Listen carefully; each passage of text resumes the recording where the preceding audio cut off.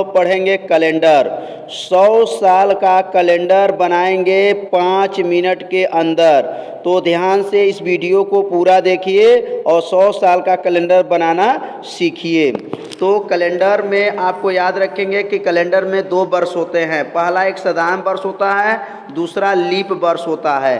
अब साधारण वर्ष किसे कहते हैं और लीप वर्ष किसे कहते हैं, इसकी जानकारी रखेंगे। तो साधारण वर्ष में ध्यान देंगे कि वह वर्ष जो 4 से भाज्य न हो, माने आपका वह वर्ष जो 4 से आपको भाज्य न हो उसे साधारण वर्ष कहते हैं। जैसे वह जो वर्ष रहेगा, जैसे 2001 है, 2002 है, 2003 है, वह 4 से अगर भाग देते हैं वह कटता नहीं है, पूरा भाज्य नहीं होता है, इसलिए वह साधारण वर्ष है। जैसे 2001 हो गया, 2005 हो गया, 2007, यह क्या है, साधारण वर्ष है। और साधारण वर्ष किसे कहते हैं, वह वर्ष जो 4 से भाग देने पर पूरा विभाज्य न हो उसी को क्या कहते हैं, साधारण वर्ष कहते हैं।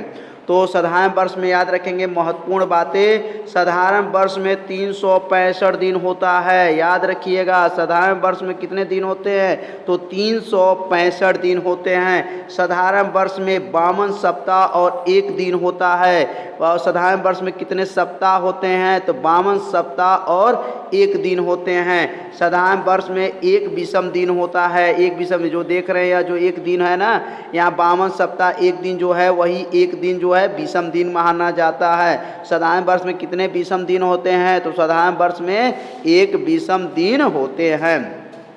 साधारण वर्ष में फरवरी जो होता है 28 दिन का होता है। साधारण वर्ष, जो भी साधारण वर्ष को देखेंगे उसमें फरवरी जो है 28 दिन तक होता है। अब हम साधारण वर्ष के बारे में समझ में आ गया होगा। अब हम लोग पढ़ेंगे लीप वर्ष। तो साधारण वर्ष किसे कहते हैं, समझ में आ गया होगा कि वह वर्ष जो 4 से भाग देने पर विभाज्य न हो उसी को साधारण वर्ष कहते हैं। साधारण वर्ष में 365 दिन होते हैं, 52 सप्ताह और 1 दिन होते हैं, और उसमें विषम दिन जो होते हैं 1 होते हैं। और फरवरी कितने दिन के होते हैं, तो 28 दिन के फरवरी होते हैं।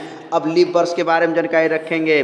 कहेंगे आपका लीप वर्ष वह वर्ष जो 4 से भाज्य हो जाए उसे लीप वर्ष कहते हैं। वह वर्ष जो 4 से अगर भाग देते हैं और 4 से भाग देने पर पूरा कट जाता है तो वह लीप वर्ष होता है। जैसे 2004, 2008, 2016, 2020, 2024, 2028, ये सब क्या हैं, सब लीप वर्ष हैं, क्योंकि वह 4 से भाग देने पर पूरा कट जाता है, यह लीप वर्ष होता है। अब लीप वर्ष में कितने दिन होते हैं, लीप वर्ष में 366 दिन होता है।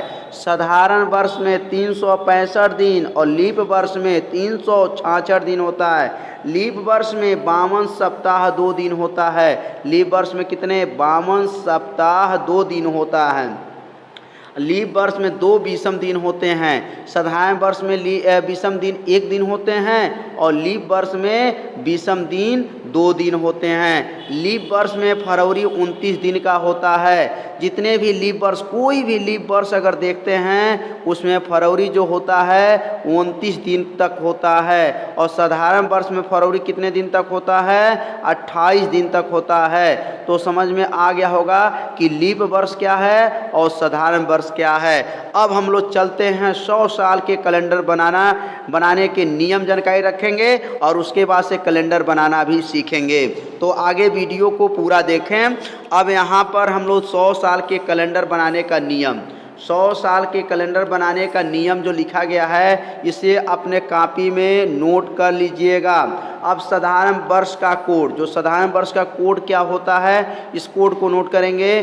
033 61 46 25 035, यह जो साधारण वर्ष का कोड होता है 033 61 46 25 035 होता है। अब यह 0 का मतलब जनवरी, 3 का मतलब फरवरी, मार्च, अप्रैल, मई, जून, जुलाई, अगस्त, सितंबर, अक्टूबर, नवंबर, दिसंबर, ये 12 मंथ का कोड है। जनवरी, फरवरी, मार्च, अप्रैल, मई, जून, जुलाई, अगस्त, सितंबर, अक्टूबर, नवंबर और दिसंबर, ये 12 मंथ का कोड साधारण वर्ष का है। और यह जो है कोड, यह लीप वर्ष का है। साधारण वर्ष और लीप वर्ष में दो जगह ध्यान देना है बस। इसमें आपका जनवरी में 0 होता है और इस लीप वर्ष में जनवरी में आपका 6 होता है। उसके बाद से फरवरी में यहाँ 3 होता है, यहाँ फरवरी में 2 होता है। उसके बाद शेष वही पूरा आपका जो लीप वर्ष है वही साधारण वर्ष है, सिर्फ 2 मंथ का कोड बदल जाता है। साधारण वर्ष में जनवरी का कोड 3, फरवरी का 0 और फरवरी का कोड 3 होता है, और लीप वर्ष में जनवरी का कोड 6 और फरवरी का कोड 2, शेष मंथ का पूरा कोड वही रहता है। इसे कोड को इसे अच्छे से याद कर लीजिए और 2, 4, 5 बार जब लिख देंगे तो कोड भी आपको याद हो जाएगा। जैसे मोबाइल नंबर याद करते हैं उसी प्रकार यह जो है 12 मंथ का कोड है, ऐसे आपको कोड को याद कर लीजिए। अगर हम वर्ष की संख्या के बारे में समझेंगे, जैसे हमको 1800 सन, किसी भी 1800 सन का लेना हो तो यहाँ पर देखिए 2 जीरो रहेगा तो आप 10 ले लीजिएगा। 1801 है तो 11 प्रयोग करते हैं। 1802 वर्ष है तो आप खाली 12 प्रयोग करेंगे। 1803 हो तो सिर्फ हम 13 प्रयोग करेंगे। समझ में आ रहा होगा? नहीं समझ में आ रहा तो एक बार और समझिए। यदि 1800 सन, कोई भी 1800 सन का अगर हम कैलेंडर बनाते हैं तो आपको 1800 रहेगा तो खाली 10 का प्रयोग करेंगे।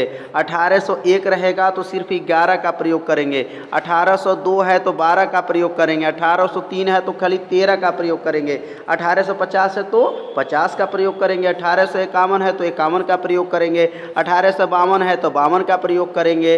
समझ में आ रहा होगा? इसी तरह 1900 में आएंगे। अब 1900 का कोई भी 1900 का कैलेंडर बनाते हैं, 1901, 1902 का, 1903 का, 1905 का, कोई भी कैलेंडर बनाते हैं तो 1900 में आपका 10 लेंगे, 1901 में 11 लेंगे, 1912 में 12 लेंगे। जैसे 1800 में लेकर चल रहे थे उसी प्रकार 1900 में भी लेकर के चलना है। अब 1950 का बनाना है तो कैसे बनेगा? 1950 में क्या लेंगे? हम 50 लेंगे। 1951 में क्या लेंगे? 51 लेंगे।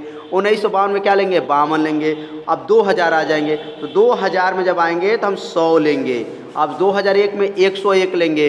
102 में हम 102 लेंगे, बहुत आसान है। 2004 में 104 लेंगे। 2006 में 106 लेंगे। 2008 में 108 लेंगे।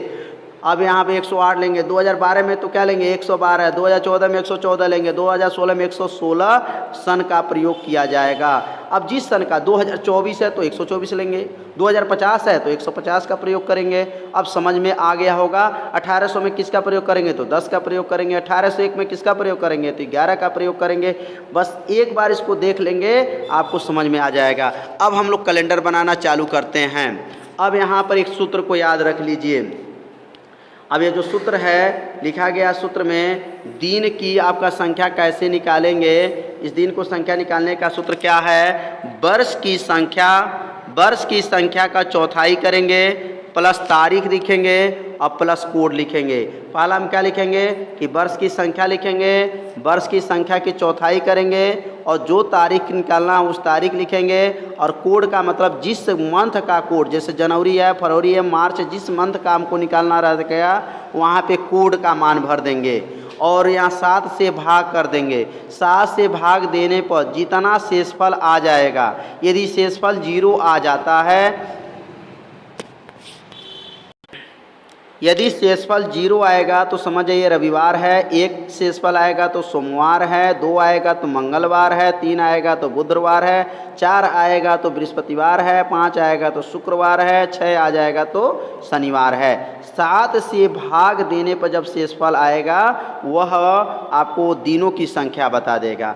अब यहाँ पे एक प्रश्न है, 26 जनवरी 2013 में कौन सा दिन था? अब 26 जनवरी 2013 में कौन सा दिन था? तो यहाँ देखिए 113 का लिए हैं बताएं। जब 2013 रहेगा तो 113 का प्रयोग करेंगे। अब 28 कहाँ से आया? अब यहाँ पर 113 में 4 से भाग किए हैं। भाग देने पर आपको कितने बार में भागफल आया है? तो 28 है। यहाँ जो शेषफल आएगा उस शेषफल को नहीं नोट करेंगे, जो भागफल आएगा। और यहाँ शेषफल कितना आ सकता है? याद रखिएगा, शेषफल 1, 2, 3। 1, 2, 3 के ज़्यादा शेषफल नहीं आएगा क्योंकि फिर 4 से भाग देने पे कट जाएगा। शेषफल वहाँ कितना आ सकता है?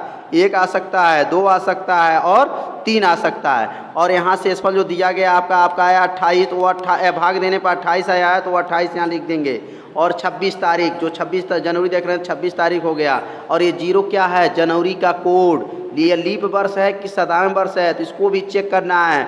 2013 4 से भाग देते हैं तो कटता नहीं है, पूरा विभाज्य नहीं होगा, इसलिए साधारण वर्ष है। और साधारण वर्ष में जनवरी का कोड क्या बताए हैं, ऊपर आपको ऊपर इसके बताया गया है कि जनवरी का कोड जो होता है 0 होता है, तो जनवरी का कोड 0 रख करके जोड़ करके 7 से भाग करना है। जोड़ने पर कितना आया है, तो आपको जोड़ने पर 167/7 आ गया। 7 से यहाँ भाग दिए हैं, देख यहाँ सब दिखाया गया है कि 7 से भाग देने पर क्या आया है, तो 7 से भाग जब दिया गया है तो शेषफल यहाँ 6 आया है।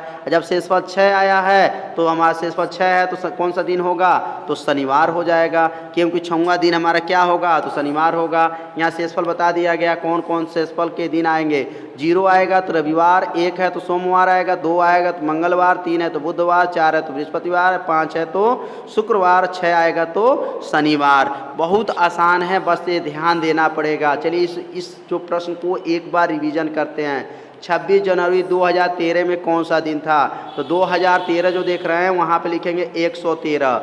28 से देखिए 113 का 4 से भाग करना है, 28। 26 तारीख और जनवरी का कोड 0 होता है। लीप वर्ष के लिए नहीं, साधारण वर्ष की बात कर रहे हैं।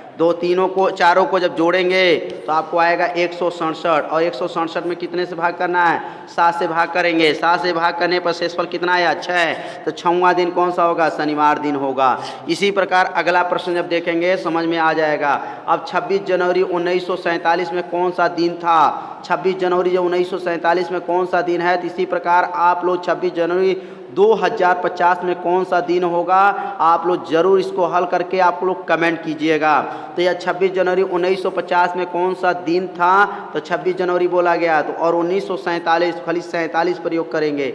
अब +11 यहाँ 47 को 11 में भाग किए हैं तो 11 बार में भागफल आया है। उसके बाद से आपका 26 तारीख हो गया, और जनवरी का कोड क्या होता है, 0 होता है, बटा पे क्या हो गया, 7। जिस मंथ का निकालना है उस मंथ का कोड को रखना पड़ेगा। अब जोड़ने पर आपको कितना आया, तो जोड़ने पर आपको 84 आया। 84 से 84 को 7 से भाग किए करेंगे, तो 7 से जब भाग करेंगे तो शेषफल 0 आया। जब शेषफल 0 आएगा तो कौन सा दिन था, तो रविवार दिन था। बहुत आसान है कैलेंडर, इसे अपने कॉपी में ज़रूर नोट करिएगा, और ज़्यादा से ज़्यादा आप लोग कैलेंडर को निकालने को सीखिएगा, अलग अलग डेट को निकालना सीखिए। यदि कोई दिक्कत होता है तो आप लोग हमें ज़रूर कमेंट कीजिए। अगला हमारा जो प्रश्न है, 15 अगस्त 1947 में कौन सा दिन था।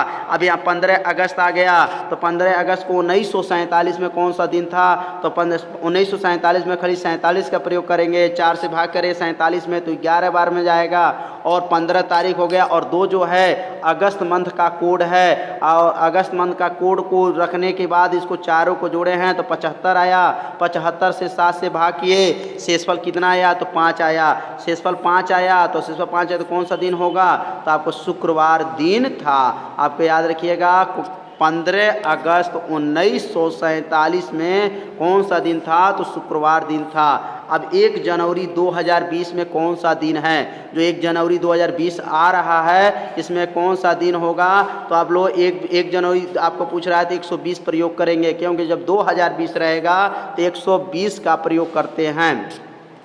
इसके बाद आपको यहाँ 30 कहाँ से आया, अब यहाँ 120 में 4 को भाग करना पड़ेगा, चौथाई। तो 30 में जब आप 120 को 4 से भाग करेंगे तो 30 बार में भाग जाएगा। यहाँ 30 रखा गया। 1 जनवरी में 1 तारीख हो गया, और जनवरी मंथ का कोड क्या है, 6, क्योंकि यह 2020 जो है साधारण वर्ष नहीं है, लीप वर्ष है, और लीप वर्ष का जो जनवरी का कोड होता है वह 6 होता है। जोड़ने के बाद 157/7, और इसमें आप 7 से भाग करेंगे। यहाँ 7 से भाग करके दिखाया गया, शेषफल देख लीजिए 3, शेषफल 3, इसलिए कौन सा दिन पड़ेगा, बुधवार दिन पड़ेगा।